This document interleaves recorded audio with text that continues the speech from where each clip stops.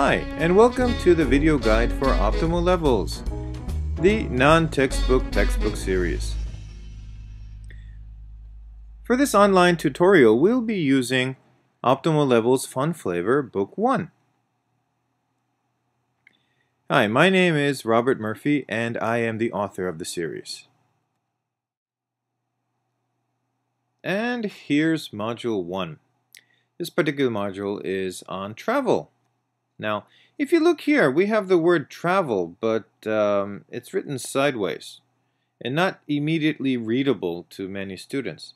So, although this is a very, very small challenge or even puzzle for the students that's easily solvable, nevertheless, it is a small puzzle. And it gets the students to perhaps tilt their head or turn the book a little bit to try to figure out what this module is about. Okay, now this small puzzle is very deliberate in design. Then the next hint is a much more obvious hint. This picture here on the side, where we have a suitcase and passport, it's designed to be very colorful. It's eye candy and eye-catching. Okay, for the students. Now, the students will immediately notice that picture, okay? So then we can go down to section 1. Okay, let's see this. It says introduction here. Look at the picture above. Ask and answer who, what, when, where, why, and how questions. All right, so we have this little box down here. It says your questions, your answers, and your partner's answers. And what we do here, which is quite different from your standard openers in many other textbooks, is the students are required to look at the picture and not interview their partner with a pre-designed set of questions. The students actually have to come up with their own questions. Okay, now this is much more interesting for the students. Okay, I have one question here as a sample provided. Question 1, what do you see? All right. And so then the students can figure out, so under these red lines, I'm supposed to write one of the who, what, when, where, why, how words, and then complete the question. So these are authentic responses from students. Let's take a look at what this particular student had written down. So they use the word where. Where are you going? Okay, that's a fine question. Question 3, how will you go? All right. And question 4, they used who. Who will go with you? Now, at this point, it really doesn't matter what kind of grammar they're using. It could be present tense, past tense, future. That really doesn't matter. What matters is if they use these who, what, when, where, why, how. Okay? And even if the questions, the grammar is sort of broken, it really doesn't matter at this point. They just write down their questions, and the next part is for them to figure out their own answers to these questions. So, what do you see?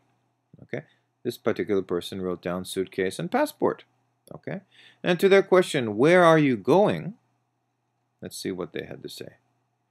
Nice, New York and Paris. How will you go? Okay, they responded by airplane. And to the question, who will go with you? They said, with my friends.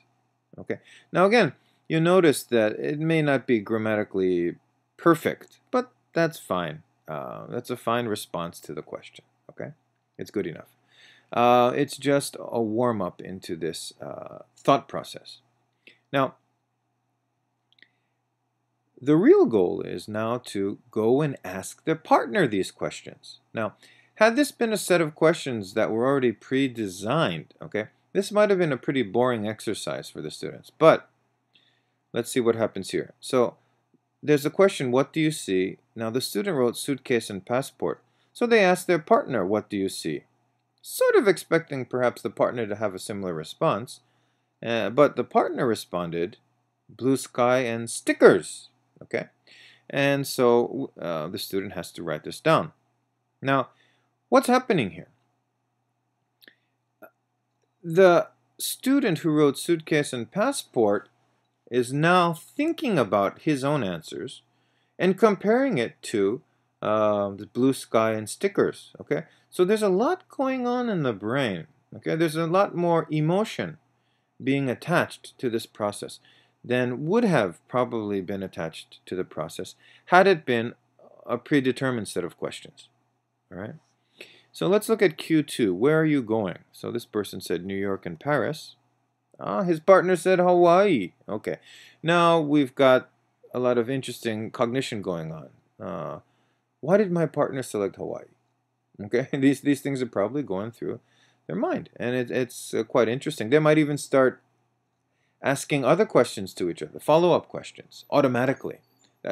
And when things like that happen, it's wonderful, isn't it? Okay. The next question, how will you go?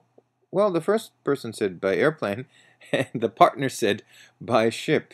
And that's another different response. Okay. This might also bring about further follow-up questions. And the Q4, who will go with you? Well, with my friends was the first answer. Let's see here.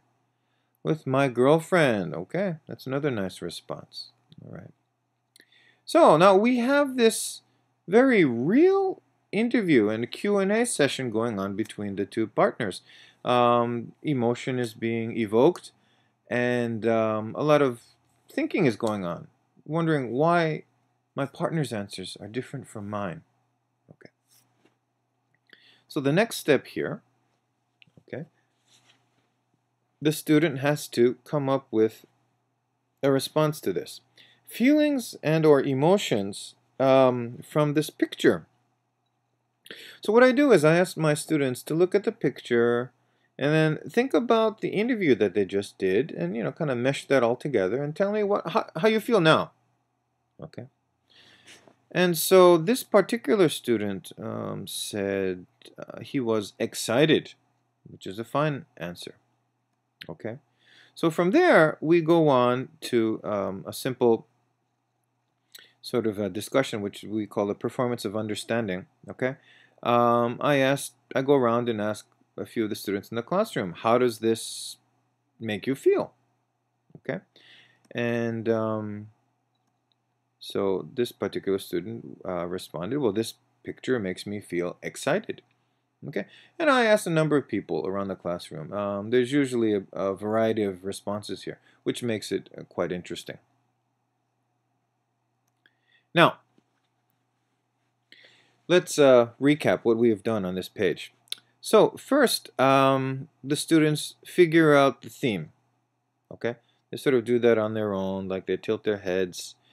They found out, yeah, okay, so travel. And then they examine the colorful picture. Okay, they might look at the picture first and then look at the word. Okay, the order doesn't really matter, but most of the students do focus on the colorful picture and try to automatically figure out what's going on here. Now, another key feature about this, and for the entire book, actually, is that there's absolutely no rote memorization going on here. Okay, everything is coming from within. The students create their own questions. Okay, this is highly significant. And they answer their own questions. This is also very significant. Once they've done that, then they go interview a friend. Okay, now this is very different from pre-prepared dialogue and interview sheets that often come with dialogues. Now, this teaching methodology is called CREAME, C-R-E-A-M-E. Okay. Now, we're going to look at two parts of CREAME, okay, that come out on this page. Okay. Now, CREAME, the CR in CREAME stands for consciousness raising. So that's what's going on here at the very beginning. They're figuring out the theme. They're looking at picture that connects to the theme. Then they create their own questions about this theme. They answer their own questions, and they interview somebody on this theme, basically. Okay, now this is all part of the consciousness raising. Okay, Very low-level processes are being connected to the English language and this specific theme, travel. Now, in CREAM, the EA stands for Emotions Analysis. Okay. Now, what did we do? Well, the students examined how they felt, didn't they? Okay. And they had to write it down. Okay. Write the feelings down next to that heart down there. And then they expressed their feelings to a friend or in the classroom, right? And this is, well, as I have written down here, they share their real feelings in English. Okay. It's not like they're looking at a bubble and saying, oh, she's happy or she's angry or something like that. They've actually gone through a whole process that evoked an emotion. They determined what that emotion was. They had written it down, and then at the end they express a statement in English, okay, about this real emotion. All right.